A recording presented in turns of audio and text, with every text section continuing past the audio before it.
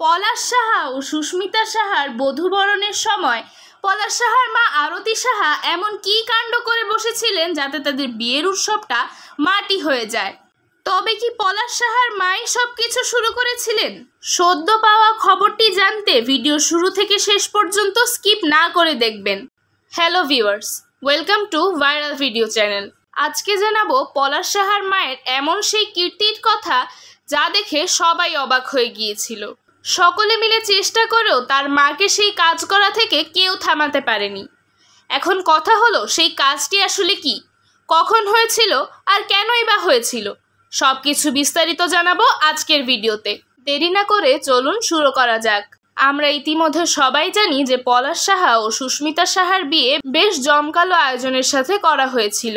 বিয়ের সকল অনুষ্ঠান শেষ হলে ছেলের মা বউকে বরণ করে নেয়, এমনটাই আছে হিন্দু বিয়ের রীতিতে।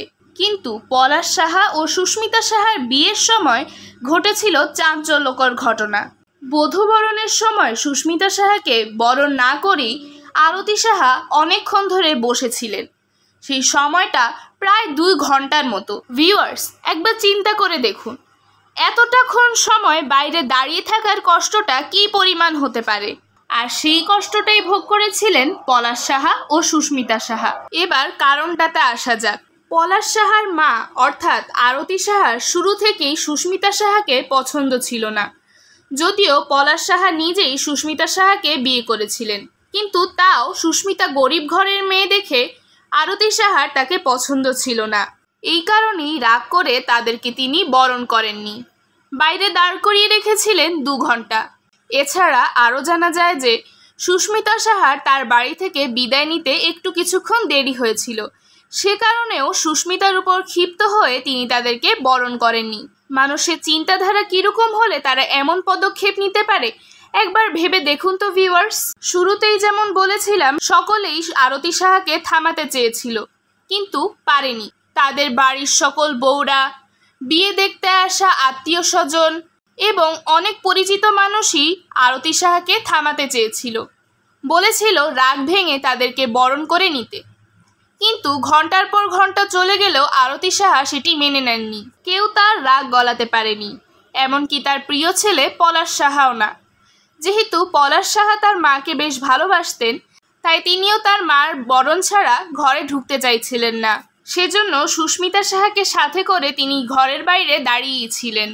আরতি সাহা ভিতরে আসতে না বলা পর্যন্ত তিনি অনুপ্রবেশ করেননি।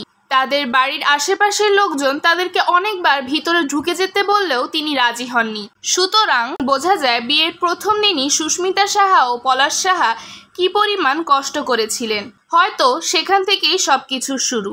কিন্তু পলাশ সাহা তো আর ফিরে আসবেন না। ভিউয়ার্স, আজকের ভিডিওটি এ পর্যন্তই। আপনাদের মূল্যবান মতামতটি কমেন্টে জানাতে একদমই ভুল করবেন না। আপনারা পরবর্তীতে কোন বিষয় নিয়ে ভিডিও দেখতে চান তা আমাদের কমেন্ট করে জানাবেন। যারা অলরেডি সাবস্ক্রাইব করেছেন তাদেরকে অসংখ্য ধন্যবাদ আমাদের পাশে ও সাথে থাকার জন্য। আর যারা এখনও সাবস্ক্রাইব করেননি অর্থাৎ আমাদের চ্যানেলে নতুন, তাদেরকে সাবস্ক্রাইব করার জন্য অনুরোধ রইল। পরবর্তী ভিডিও দেখার জন্য সকলকে আমন্ত্রণ রইল। ধন্যবাদ।